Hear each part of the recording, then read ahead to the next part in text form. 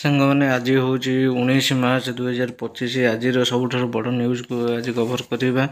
286 ଦିନ ପରେ ଆନ୍ତର୍ଜାତିକ ମହାକାଶ ଷ୍ଟେସନରୁ ସୁନିତା ୱିଲିୟମ୍ସ ଏବଂ ତାଙ୍କର 3 ସାଥୀ ଫେରିଲେ।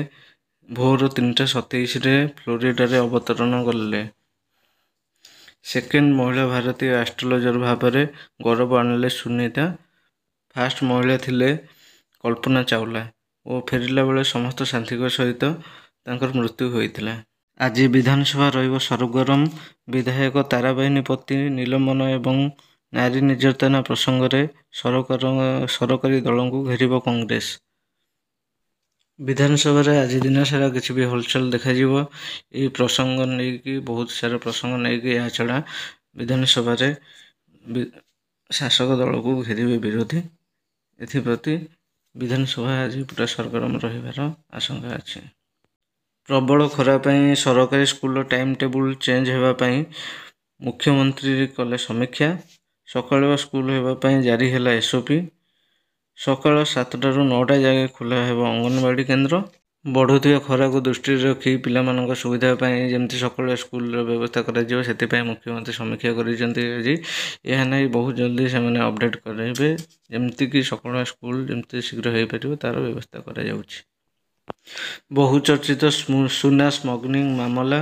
ଆଜି ଅଭିନେତ୍ରୀ ରାନିଆ ରାଓଙ୍କ ଜାମିନ ଆବେଦନର ଶୁଣାଣି। ଏହି କେସ୍ ନେଇ ସବୁଆଡ଼େ ଚର୍ଚ୍ଚା ଦେଖାଯାଉ। ଏ କେସ୍ର କ'ଣ ଶୁଣାଣି ହେଉଛି ତାହା ସମସ୍ତେ ଜାଣିବା ପାଇଁ ଉତ୍ସୁକ ଅଛନ୍ତି। ଚାଷୀ ଆନ୍ଦୋଳନ ପାଇଁ ଡାକରା ଦେଇଛି କୃଷି ମହାସଂଘ।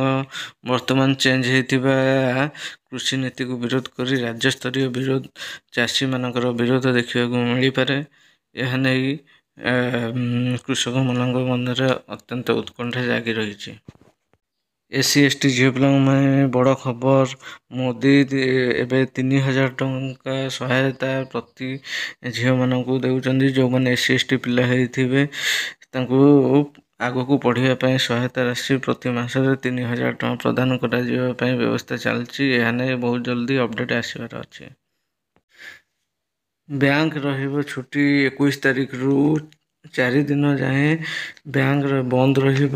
24 ଏବଂ 25 ତାରିଖରେ ବ୍ୟାଙ୍କ କର୍ମଚାରୀଙ୍କ ଆନ୍ଦୋଳନ ଯୋଗୁଁ ସବୁ ବ୍ୟାଙ୍କ ବନ୍ଦ ରହିବ। ଏ ଆନ୍ଦୋଳନ ବହୁତ କିଛି ଇଫେକ୍ଟ ପକାଇବାକୁ ଯାଉଛି। ତାହେଲେ ବ୍ୟାଙ୍କ କାମ ଜଲ୍ଦି କରିନିଅନ୍ତୁ ଆପଣ। ପାଣିପାଗ ବିଭାଗ ତରଫରୁ ବଡ଼ ସୂଚନା। ଆଜିଠାରୁ ଖରା ଗରମରୁ ଟିକିଏ ତ୍ରାହି ମିଳିବ। କାଳିଆ ବୈଶାଖୀ ପାଇଁ ବିଭିନ୍ନ ସ୍ଥାନରେ ବଦଳିବ ପାଣିପାଗ।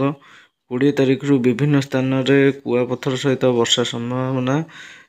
ବର୍ତ୍ତମାନ 40ରୁ 50 କିଲୋମିଟର। 5 ଜିଲ୍ଲାଙ୍କୁ ଅରେଞ୍ଜ ୱାର୍ଣ୍ଣିଂ, 6 ଜିଲ୍ଲାକୁ ୟେଲୋ ୱାର୍ଣ୍ଣିଂ। 21 ତାରିଖ ଯାଏଁ 3ରୁ 5 ଡିଗ୍ରୀ ପର୍ଯ୍ୟନ୍ତ ପାରଦ କମିବାର ସମ୍ଭାବନା ରହୁଛି।